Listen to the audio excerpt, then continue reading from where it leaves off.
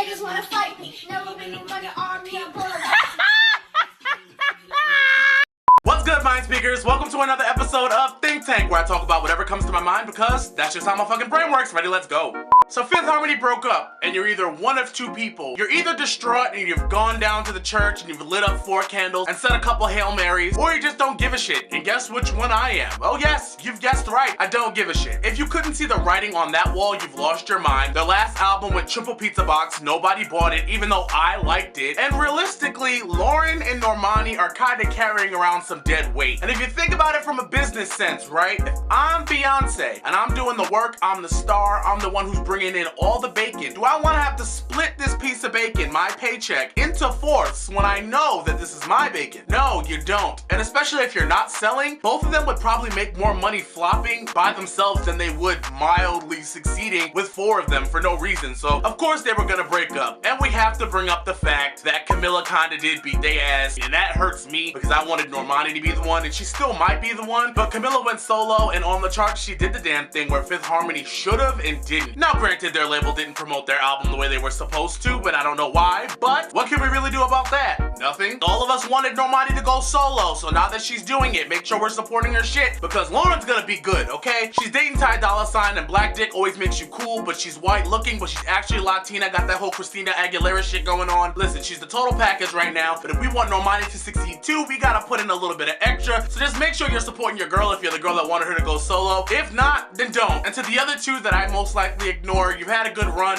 There's a new NBA draft every year. You're rich, you're famous, so you can take the pick of the litter. You know what I mean? Reality shows do wonders for everybody in the music business, so I mean, take from that what you will. I don't see it for either one of you, sorry. This is something I've been seeing on social media that is making me El Negrito Loco. A lot of people are happy to be somebody's +1 to a red carpet experience. Congratulations. You stood on the red carpet, paparazzi, all that attention and shit, you know, whatever. And they're so happy to upload the picture of them on the carpet before the carpet is even over to Instagram, and then when they use the word premiere, they don't spell it right. The word that they're looking for is premiere, which is P-R-E-M-I-E-R-E,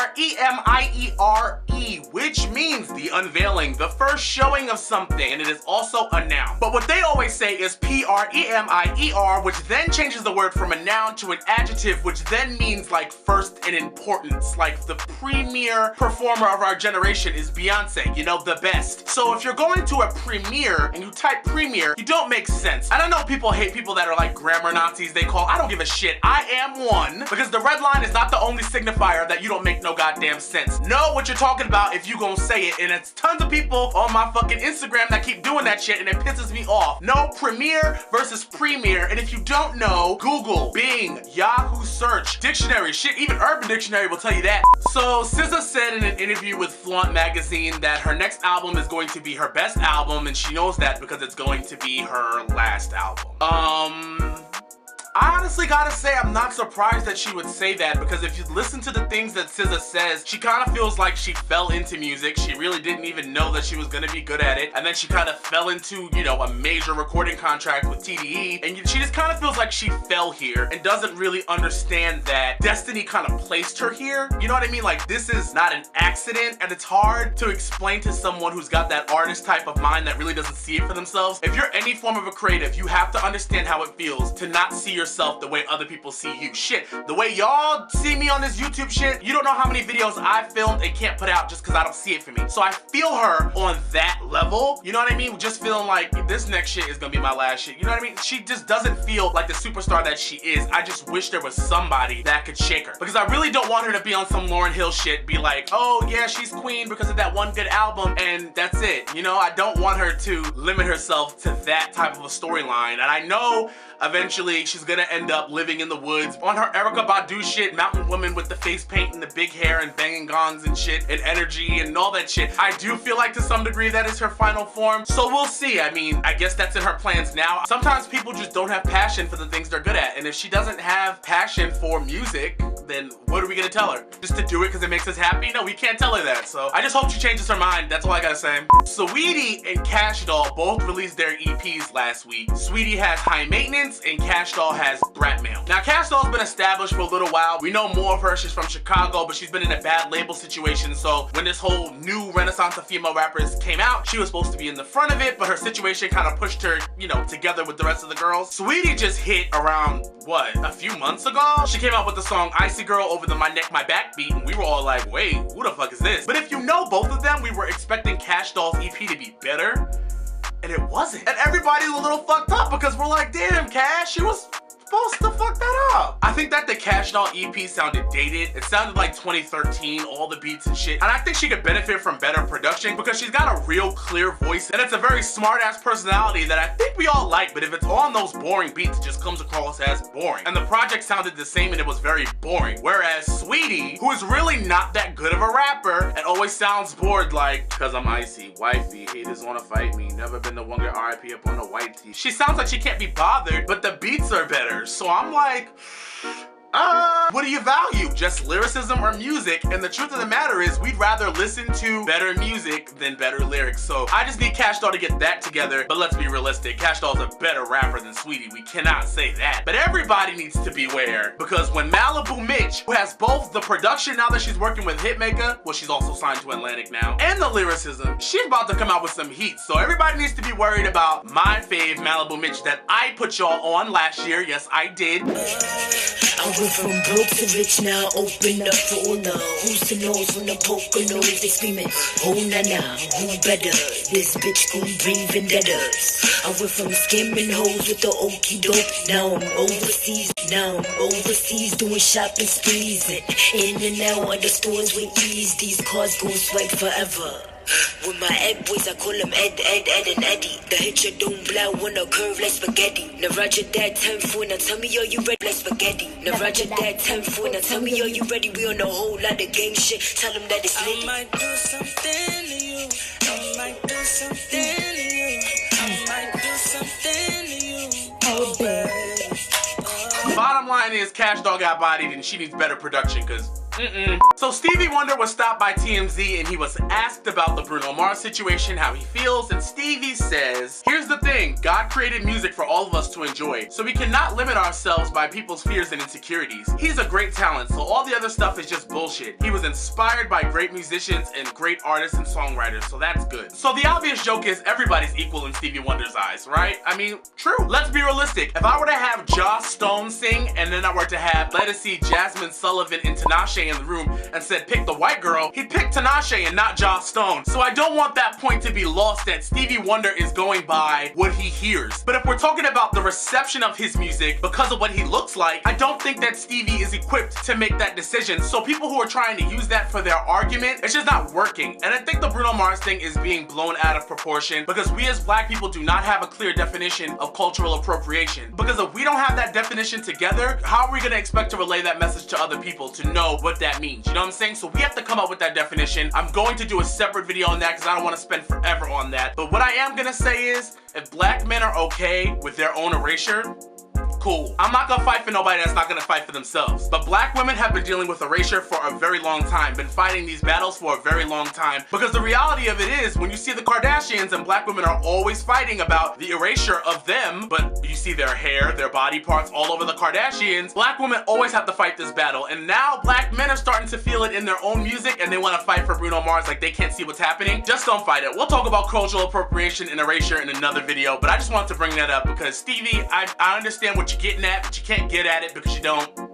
Anyway, so I just love that Blue Ivy Carter has been flexing her unlimited Tidal subscription account to listen to her father's catalog. Because when Jay-Z and Jermaine Dupri said, in the Ferrari of the Jaguar, switching 4 lanes with the top down, screaming out, money ain't a thing, Blue Ivy felt that. And I know in my heart that she heard that song and she's internalized it because at the Wearable Art Gala, money was not a thing for Blue Ivy. Blue Ivy was bidding on Basquiat's and Pollock's. Blue Ivy was just out there spending money and it was great because Beyonce was like, sure, I came with money to spend, it's fine. This is all going to charity. But Jay-Z's face, this is why I love this family so much, because this family, it shows that money don't change blackness, because Jay-Z still had that little bit of Julius for Everybody Hates Chris in him. Jay looked like he came home at night and the lights were still on, or somebody had the water running while they were brushing their teeth, like just running up the bills. He had that black dad face, and these people have unlimited funds. And the whole time Blue Ivy was like, 25,000? Yes, me, thank you. Oh, shut up, daddy, I'm not spending your money. Blue Ivy came to purchase art. She's been collecting spare $100 bills and loose diamonds from in the couch cushions in their many houses. She has the capital, and she came there with a budget that she was willing to spend for a Basquiat for her room. Absolutely. Blue Ivy wants a Basquiat. Give Blue Ivy a fucking Basquiat. So last week, DJ Envy had a bone to pick with Desus and Mero because of some shit that was said on the Desus and Mero show. So let me give you a little 20 Days of June fast take on that. DJ Envy and his wife Gia decided to go on the reel and talk about their marriage. The marriage that is now repaired from when DJ Envy cheated on Gia with Erica Mena and then had to apologize live on The Breakfast Club, crying and all, calling her and all that shit that happened in like 2013. I guess they were promoting their podcast, however they kicked up a whole bunch of dust for people to start talking about bullshit that happened forever ago, and now the clip from the show ended up on Desus and Mero show, which is a clip show kinda like this show where they just talk shit about what's going down. DJ Envy had a problem with the fact that Desus and Mero were talking about what he went on the reel and did, and when Gia said, I knew Rashawn, I didn't know DJ Envy, Desus said,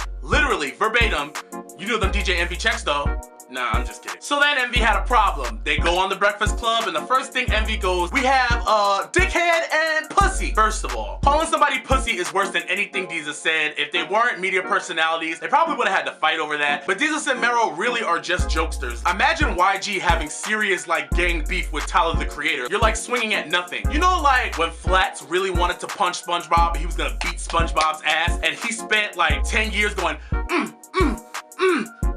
and SpongeBob was just, he couldn't feel it because he's a sponge. That's kind of what DJ Envy looked like trying to swing at Desus and Mero, because realistically it's jokes, like it's literally just a joke, and he didn't even say anything that bad for DJ Envy to try to press them on some street shit when neither one of them was really trying to be about that action. Mero was low-key happily about that action, but he was like joking, but Desus really feels like he has a lot to lose, like he's not trying to do that. And then Desus even said, oh my god, I see like you're actually big mad, my fault, alright? I'm sorry, my bad, it was a joke. And then DJ Envy gets up and storms out, all nail emoji for no reason. Here's the thing, people always come up to the show and they attack Charlamagne. K. Michelle attacked Angela Yee that one time. Everybody's been attacked, but DJ Envy decided to attack them and then leave. People have attacked Charlamagne, tried to fight Charlamagne, and Charlamagne has never gotten up out of his seat. K. Michelle was looking at Angela Yee like she was gonna pop her, and Angela Yee never got up out of her seat. I would have never gotten up out of my seat because this is my show. But also, you know how it is to do shows and to just say shit. Like, I doubt DJ Envy remembers everything that he's ever said on that show that has offended somebody. Just because nobody presses him and everybody wants to come up and press Charlamagne that he's automatically the scapegoat doesn't mean that DJ Envy hasn't said wrong shit. I mean, he literally had Janet Mock on that show, acted like, what is transgender and how do I be respectful? And then the next day held up a picture of her book like, would you fuck her? Haha, she's trans. Oh, you kill her? Ha ha ha. With Lil Duval, you know what I'm saying? You've done foul shit too. He attacked Sydney Starr that one time. You know what I mean? He's been homophobic, transphobic, and said shit that wasn't okay before. Actually not okay. Not even a harmless joke. So for you to not be able to take a joke, but your job is constantly to throw jokes because he does participate in the jokes, that just didn't look good. It really didn't look good and it looked immature. So I gotta give DJ Envy an L for that. You just look real mad trying to seriously fight someone who's joking. And the only person that's gonna win is Erica Mena because she's now taking her ass back to Love and Hip Hop. And I can't stand her because I just think she's Drea who voluntarily signs permission slips. So now she's getting a whole bunch of free promo for knowingly fucking somebody who has a wife. So thank both of you for that. Oh, and another thing. If y'all never took y'all asses up to the real just like you were getting ready to get baptized and all that motherfucking white, like the two angels that greet you at light skin heaven, if y'all didn't go up there doing all that shit, then ain't nobody would have even had anything to talk about. So don't be mad when you go up there and literally put steam back into an old story publicly and then be mad when people talk about it. Of course people gonna talk about it because a lot of people still don't know that you fucked Erica Mena, because when you fucked Erica Mena, she wasn't Erica Mena. Y'all two put the steam back in that story. We didn't, so just know that. So the new Chris Brown Lil Dicky song, right? When I first saw the clip of Chris Brown dancing around to cliches like, I can sing so well, holy shit I got a kid, hoes in my DMs, what up my nigga, I thought it was funny because people always say that Chris Brown makes the same song 10 trillion times and that there's no creativity in there. So the fact that he took that and made a song and for it to actually be kinda cute was actually really funny. It was literally how you take a joke and spin a joke and make it work for you, DJ Envy. But anyway, then I learned that it was like done by Lil Dicky.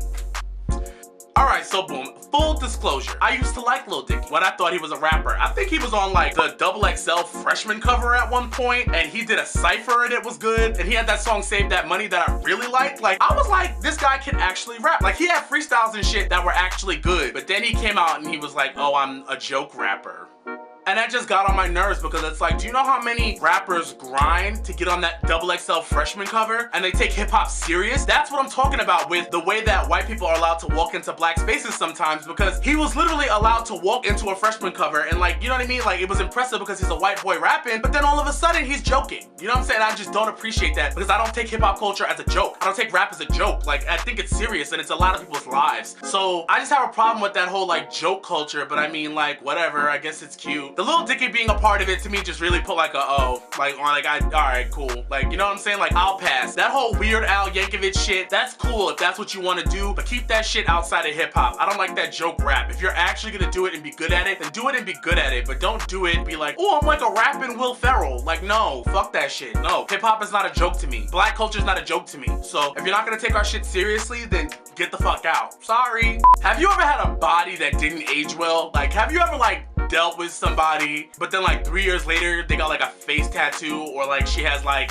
8 kids, or like he's like a crackhead now and you're like, he wasn't like that when I did it, she wasn't like that when I did it. You know, we've all been there, at least I have. And so for that reason, I have sympathy for Aubrey O'Day, because Queen Aubrella had an affair with Donald Trump Jr. when he was married back in like 2012 when she was doing The Celebrity Apprentice. Now listen, back in 2012, the Trump name only meant rich. That's why Nene Leakes was bragging like, I'm cashing a Trump check, Donald Trump. Like, you know what I'm saying? Like, it was like Trump meant money. It didn't mean racism, oppression, what the fuck America, this is the end of the world, hot Cheetos. It didn't mean any of those things back in 2012. It was literally just like a reality show type of joke thing. I'm pretty sure she's gonna say something like, oh, I didn't know he was married, but you can't say that about somebody you can Google. Like, you know what I'm saying? Like, if you can Google this nigga and it comes up and says married 2009, then no, you knew he had a whole wife. But I'm pretty sure she's gonna play the card like, oh, he told me the marriage was over and yada. No, it's clearly not over because he's married and stayed married until 2018. So that's where you look a little bit of fool. Now, for those of us who stand Danity Kane back in the day, we know that Aubrey had a solo album called Between Two Evils, I think, and she even had an Oxygen reality show about recording it. And there's a song on there called DJT, and apparently that's like Donald Trump Jr. Like, ugh, that's gross. It has lyrics in here that says, you can say it was all a fucking fairy tale, or you can say it was real, but I need to know and you know. I thought it was forever at the time, but maybe I was lying to myself. I hate me for loving you. I hate you for letting our love die. Like, ugh. If you seriously falling in deep love with a married man, Aubrey, you ain't gonna let him get like a second to like